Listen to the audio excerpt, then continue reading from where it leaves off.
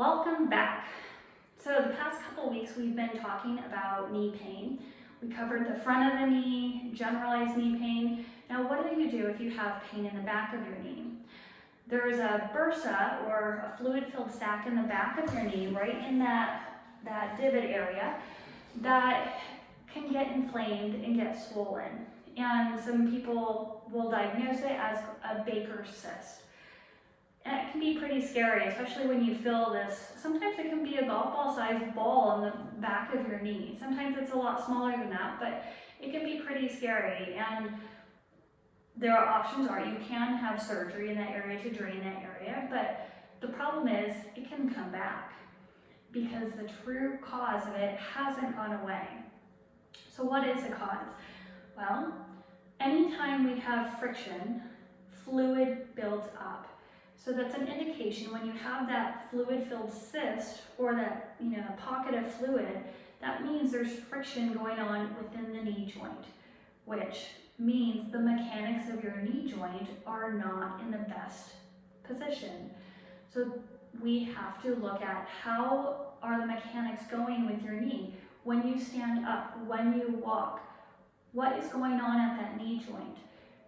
Is your chest too far forward that's pulling you forward and your ribs are elevated and your pelvis tipped forward? Are you shifted sideways where your left pelvis is forward and your right one is back, and so you need to get that into position to fix how the weight gets distributed to your knee? There are many things that can happen, and often you can work through a solution that doesn't involve surgery.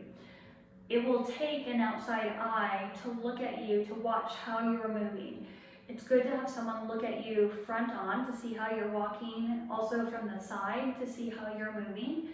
Also to look at you when you're standing up from a seated position, and then what do you do when you sit back down? Even how do you go up and down stairs? How do you get into and out of a car?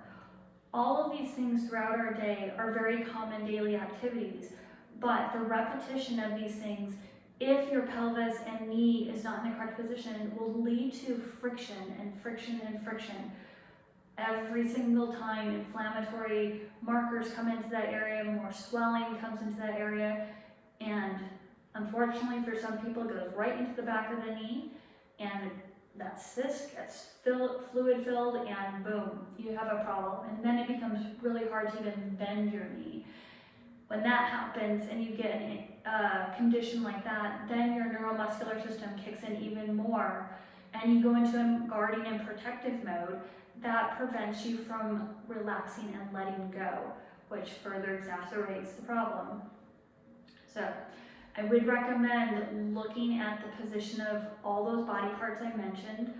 Are you activating your hamstrings? Do you feel your inner thigh muscles kicking in to hold your hips in the correct position? Those are some considerations. If you need more one-on-one help, please reach out to me. I'd love to help. My email is amy@paberinstitute.com, PABRinstitute.com. I'd love to hear from you. Thanks again for watching. We'll see you next week. Bye.